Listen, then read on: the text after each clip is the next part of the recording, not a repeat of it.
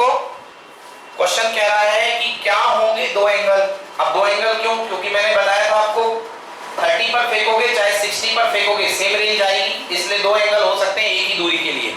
एक ही दूरी के लिए दो एंगल पॉसिबल है, इसलिए यहाँ पर दो एंगल पूछे जा रहे हैं कि अगर एक प्रोजेक्टाइल है जिसको फेंका गया है 30 मीटर पर सेकंड की वेलोसिटी से और ये हॉरिजॉन्टल रेंज 45 कवर करता है, जी की वैल्यू 10 है, तो बताइए एंगल कितना होगा। फॉर्मूला R इक्वल टू कितना दे रखा 45, लिखिए कॉपी में R equal to 45, horizontal range equal to 45, R equal to 45, formula R equal to u square sin 2 theta upon g equal to 45, R equal to u square sin 2 theta upon g equal to 45।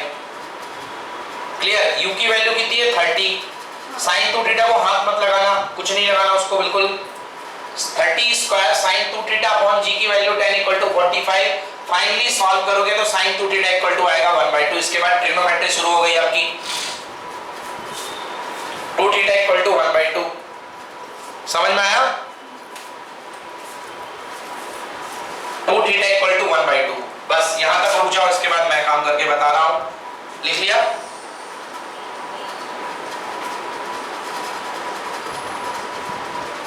To theta equal to 30 degree. Yes listen here, आपके पास solve करने के बाद 2 theta 30 आ गया। Now 2 theta equal to 30 degree, theta equal to 30 upon 2 मतलब कितने degree? 15 degree. मतलब एक एंगल तो ये है कि आप 15 डिग्री पे फेंकोगे तो आपका प्रोजेक्टाइल इतनी दूरी तक चला जाएगा 45 मीटर तक। दूसरा एंगल कितना होगा? आज ही मैंने बताया आपको, एक एंगल होता है थीटा और दूसरा एंगल 90 माइनस थीटा, मतलब इसका कॉम्प्लीमेंट्री एंगल। तो 15 डिग्री का कॉम्प्लीमेंट्री एंगल 90 माइनस 15 कितने डिग्री? 75। तो 75 पर फायर कर दो, बहुत ऊंचा एंगल है, तो फायर हो गया, ये वापस आ जाएगा। ठीक है ना?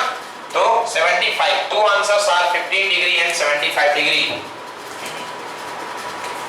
At these two angles, your projectile will get maximum horizontal range 15 degree and 75 degree. Agree? Next question. The blades of an aeroplane propeller are rotating at a rate of 600 revolution per minute. Can calculate its angular velocity. Start.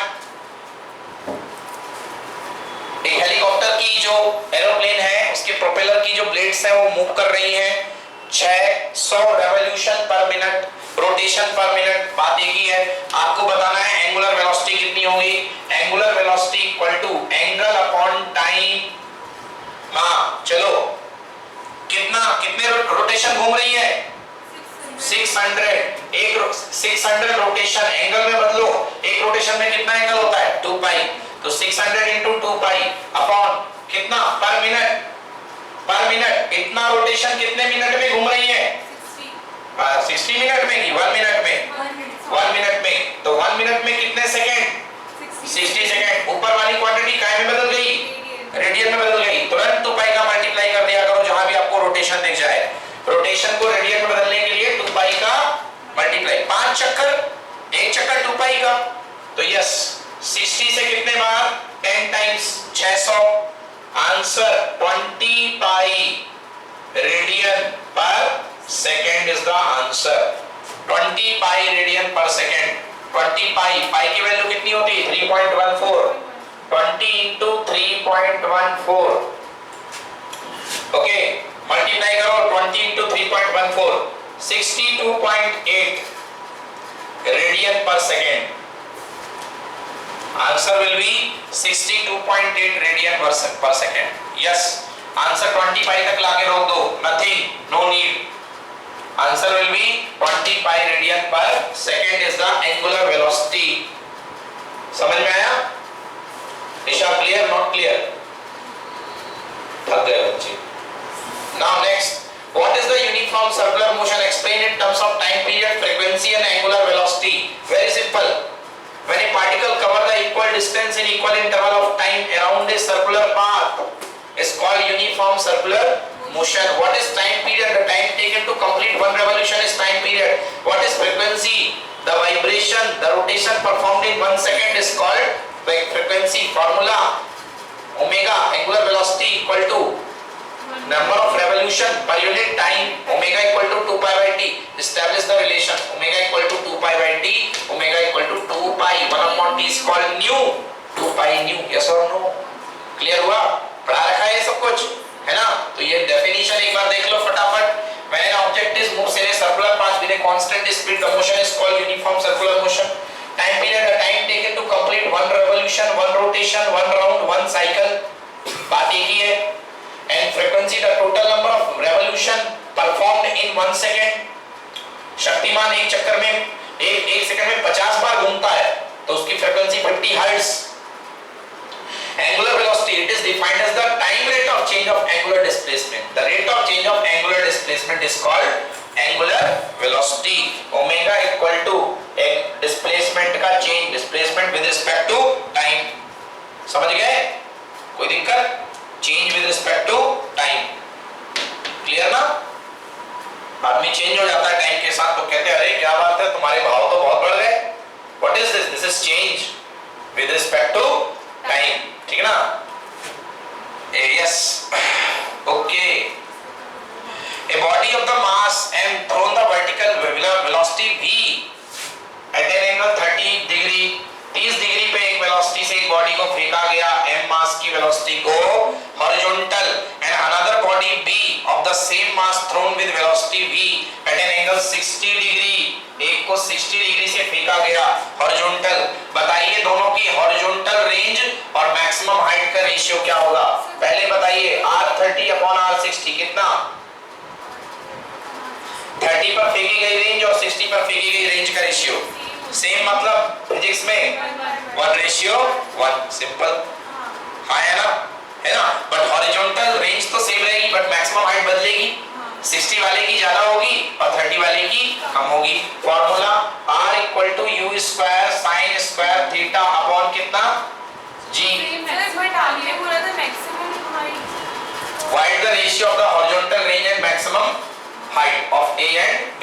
तो sir range में तो 2 theta होगा. Range नहीं, वो गलती हो गई जी, यहाँ पे 2g. अब सही है, रेंज का तो निकल गया, आपने ही बोल दिया 1:1, क्योंकि 30 और 60 क्या है? कॉम्प्लीमेंट्री. कॉम्प्लीमेंट्री एंगल में फेंकने पर रेंज चेंज नहीं होगी, बट ये तो चेंज होगी ना. चलिए h1 h, क्या g चेंज किया ना? क्या u चेंज किया? पूरा ठेका किसने संभाला? थीटा ने, साइन थीटा ने.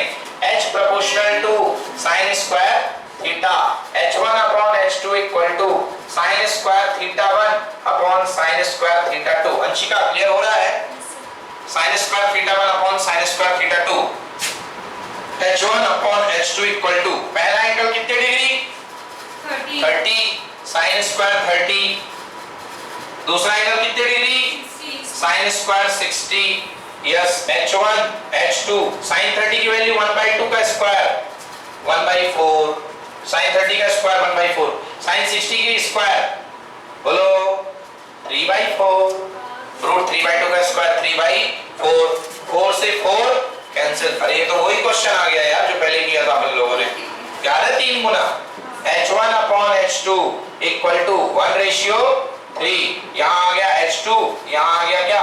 3h1. आंसर वहां पर डायरेक्ट आया था 1 मार्क्स का, यहाँ पर 3 मार्क्स का आ गया क्वेश्चन.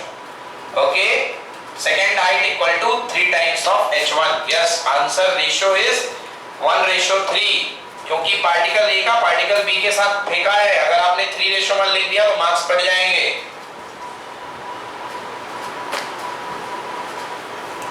1:3. Yes, problem clear ना? Range will be same, nothing change. Range बिल्कुल सेम रहेगी, क्योंकि कॉम्प्लीमेंट्री एंगल है. रीजन लिखना पड़ेगा आपको.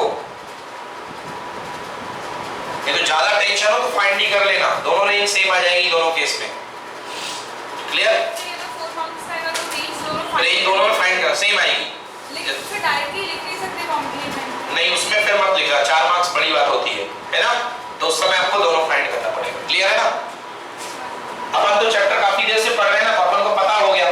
टीचर ने बोलेगा हमें कैसे पता, तुमने लिख दिया, हम क्यों मान ले, 4 नंबर देंगे. ठीक है ना? इसलिए. चलिए अगला क्वेश्चन. बच्चों ये बिल्कुल नया क्वेश्चन है, अभी तक मैंने आपको ऐसा क्वेश्चन नहीं कराया है. ठीक है ना? पहली बार ये क्वेश्चन मैं आपको करा रहा हूँ. हाँ, ये एनसीईआरटी का क्वेश्चन है. ठीक है ना? ये पहली बार मैं आपको क्वेश्चन करा रहा हूँ. रिलेटिव वेलोसिटी का बहुत ही खतरनाक कांसेप्ट का क्वेश्चन है. रिलेटिव वेलोसिटी की कंसेप्ट मैंने अभी तक आपको थोड़े से बताए थे। अब मैं बताता हूँ रिलेटिव वेलोसिटी कैसे निकाली जाती है। देखो अगर कभी भी आपके पास है एक पार्टिकल है, जो ए पार्टिकल है वो ए वेलोसिटी से जा रहा है, इसकी वेलोसिटी है va, और एक पार्टिकल बी उसी वेलोसिटी से जा रहा है जिसकी वेलोसिटी है vb। आपको कभी भी कहा गया थोड़ी इसकी ज्यादा वेलोसिटी ले लो, ये ज्यादा तेज से आ रहा है, ये va, मान लो ये है 6 मीटर पर सेकेंड और ये जा रहा है 4 मीटर पर सेकेंड से, ठीक है ना। आपने जो कंसेप्ट बनाया मैंने आपके खुद रटवाया था मैंने आपको, और मैंने कहा था velocity of a with respect to b equal to va minus vb, समझे ना। अब इन कंसेप्ट को भुला दो थोड़ा, उससे और अच्छे कंसेप्ट में लेकर के आया आपके लिए। आप इसको सॉल्व कैसे करेंगे, कभी भी आपको जिसके रिस्पेक्ट में वेलोसिटी निकालनी है, जैसे मैंने यहां पे कहा b के रिस्पेक्ट में वेलोसिटी निकालनी है, अपोजिट डायरेक्शन का वेक्टर b का ऐड कर दो जो दोनों में, जैसे मैंने कहा b के रिस्पेक्ट में आपको वेलोसिटी निकालनी, तो ये b वेक्टर दिख रहा है, ये vb का अपोजिट ऐसा होगा, इसमें ऐड कर दो। ये आपने ऐड कर दिया, देखिए इतना वेक्टर ऐड कर दिया, इसमें इतना ऐड कर दिया, ये बच्चों ये क्या कहलाएगा माइनस vb, क्या कहलाएगा, तो प्लस vb से माइनस vb पूरा का पूरा क्या हो गया कैंसिल। अब बच्चों b हो गया रेस्ट में, क्या हो गया रेस्ट में। अब ये जो रेस्ट में इसको आते देखेगा वही रिलेटिव वेलोसिटी होगी। तो ये पार्ट जो है va का, इतने पार्ट में से vb का ये माइनस वाला पार्ट है, ये माइनस vb है, आया है नहीं है, समझो इधर लिखो मत, ये vb का माइनस वाला पार्ट है माइनस vb, तो ये पार्ट इतने पार्ट से क्या हो जाएगा कैंसिल, इतना पार्ट बचेगा, ये पार्ट क्या कहलाएगा, ये पार्ट कहलाएगा va माइनस vb। समझ में आया नहीं आया, va था ज्यादा से जा रहा था, vb था कम से जा रहा था, 4 से जा रहा था, इधर जा रहा था। आपको b के रिस्पेक्ट में रिलेटिव वेलोसिटी निकालनी है, जिसके रिस्पेक्ट में निकालनी है उतने का ही अपोजिट वेक्टर दोनों में ऐड कर दो। इसमें ऐड किया तो बेचारा जीरो हो गया, होएगा ही जीरो, और इसमें ऐड किया तो ये बन गया va माइनस vb, इतना निकलेगा। तो ये कितने से जा रहा था 6 से, बोलो हाँ, तो ये 6 से जा रहा था, ये कितने से जा रहा था 4 से, हमने अपोजिट करके ऐड किया 6 माइनस 4, आंसर कितना 2 मीटर पर सेकेंड। तो ये यहाँ इसके तुलना में 2 मीटर पर सेकेंड, ये जो बचा हुआ हिस्सा है ना, दिस इज हॉट 2 मीटर पर सेकेंड से ये फॉरवर्ड मूव करते हुए आएगा। क्लियर हुआ नहीं हुआ, क्लियर हो गया। अभी क्वेश्चन करा रहा हूँ तो बहुत अच्छे से क्लियर होगा, ठीक है ना। 6 मीटर पर सेकंड वो भी गिवन है, हाँ गिवन है, जो मैंने खुद दिया ना आपको, दोनों वेलोसिटी मैंने आपको खुद दे दी, बोलो हाँ या ना। चलो ठीक है, एक और एग्जांपल देखो, दोनों ही पार्टिकल एक दूसरे की तरफ आ रहे हैं, एक पार्टिकल अंशिका बोलो पार्टिकल ए है, कितनी वेलोसिटी ले लो इसकी बेटा 4 ले लो, 4 मीटर पर सेकेंड। चलो ये ले लिया 4 मीटर पर सेकेंड। एक पार्टिकल इधर की तरफ आ रहा है, कितनी ले लो वेलोसिटी 2 बोल रहे हो, कितना ले लो बोलो ना, अपने मन से बोलो, ये क्वेश्चन बना रहे हो अपन, 2 ले लेता हूं, मतलब 4 से छोटा, छोटा वेक्टर कर दो, समझ में आए 2 मीटर पर सेकेंड, समझ में आया।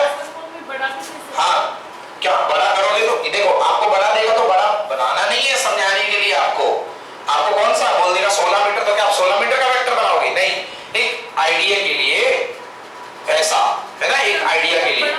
हाँ बिल्कुल, आप 16 बोलोगे, यदि ये जो 16 मीटर पर सेकेंड, तो मैं इसको इतना बड़ा लूंगा, समझ में आया, क्लियर हुआ। तो क्या लेके चलो 16 या 2, 16 लेके चलते हैं, ठीक ना। ये a की वेलोसिटी हो गई और ये b की वेलोसिटी हो गई, बोलो हाँ। अब मैंने आपको डायरेक्टली रटा रखा है, a के रिस्पेक्ट में a b, velocity of a with respect to b, opposite direction में फार्मूला va प्लस vb, ये रटाया ना आपको मैंने। तो 16 और 4 आंसर कितना आएगा 20, बिल्कुल आंसर 20 आएगा, बट कंसेप्ट समझो, कंसेप्ट समझो। हाँ मन क्या है, a का b के रिस्पेक्ट में या b का a के रिस्पेक्ट में, velocity of a with respect to b, मतलब a b की तुलना में खुद को कितना महसूस करेगा, a जो है चलेगा और b के रिस्पेक्ट में कितना महसूस करेगा। बेटा आपने बोला velocity of a with respect to b, respect को पकड़ो और जितना वेक्टर रिस्पेक्ट का है उसका जस्ट अपोजिट बनाओ। तो ये 16 इधर जा रहा है, 16 का अपोजिट किस तरफ होगा, उस तरफ, -16, बोलो हाँ, ये हो गया -16, इधर की तरफ 16 मैग्नीट्यूड का ये वेक्टर, बोलो हाँ।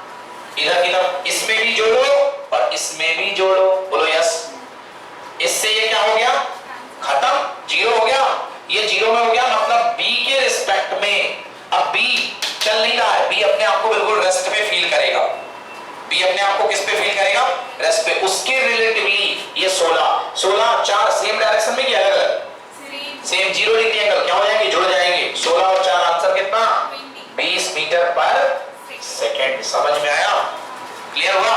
ये है रिलेटिव वेलोसिटी का फंडा। जब हाई लेवल के क्वेश्चन आते ना तब आप इससे सॉल्व नहीं कर पाते, इसलिए मुझे ये बताना पड़ गया। क्लियर है ना। चलिए नेक्स्ट क्वेश्चन आगे देखते हैं। अगला क्वेश्चन, ये क्वेश्चन लिखा हुआ है, एनसीईआरटी का क्वेश्चन है, ये देख लीजिए, आपकी बुक में मिल जाएगा, है ना, मिल गया 4 पॉइंट। हाँ, ये बहुत ही अच्छा क्वेश्चन है, डिफिकल्ट क्वेश्चन है, ठीक है ना।